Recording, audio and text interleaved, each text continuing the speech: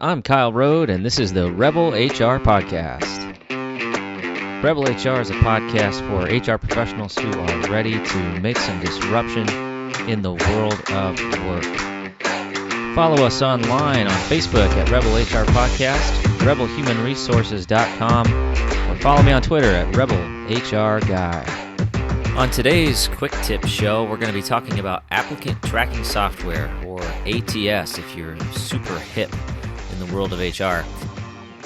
There's been a lot of talk about applicant tracking software in the world of job seekers. A lot of times what you'll hear about applicant tracking software is the concern about making sure that your resume has the appropriate number of keywords so that the applicant tracking software will find your resume and get it in the hands of a hiring manager. Well, this all sounds fine and dandy. I missed the class in HR school where they told me that the best candidates had the best keywords on their resume. Another word in my mind for keyword is BS. If somebody can fill out a resume full of fancy and flowery corporate buzzwords, then they have a better chance of getting caught by applicant tracking software and getting that in the hands of a recruiter. It's totally weird. If you are an HR practitioner and you are using an AI software to screen through resumes, I would encourage you to understand the limitations of that type of software. Right now, it makes sense because we have so many resumes coming in with the huge unemployment numbers. We're not used to seeing that many resumes as we're posting jobs oftentimes. So it makes sense to have some sort of a screening filter method. But if you are looking purely at the type of keywords that are used on a resume, you're going to miss qualified talent. You need to have a human touch as you are recruiting, and you need to make sure that you are taking a look at a resume holistically.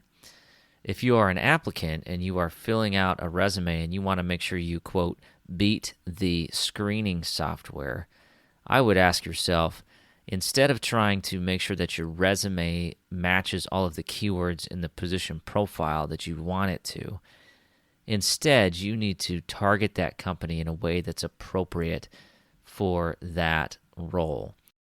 A lot of times, most of the most effective job searches are done through networking and connecting with others.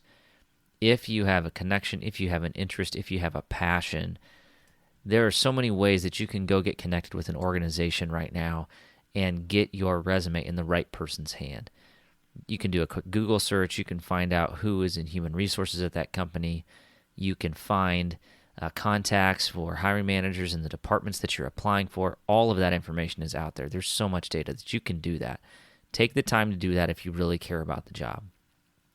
HR people, if you're listening to this and you're thinking, oh, I hate it when people reach out to me or send me blind LinkedIn requests, or, geez, I can't stand all of these emails from applicants.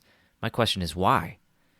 That tells you that somebody's engaged. That tells you that somebody's interested. That tells you that somebody took the time, energy, put in some sweat equity to figure out who you are and what you do, and make the effort to get that resume into your hands.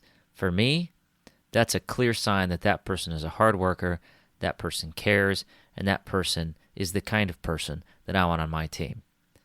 There's a balance here. If somebody sends you a resume every single week and says, have you looked at this yet? That might be a little bit much.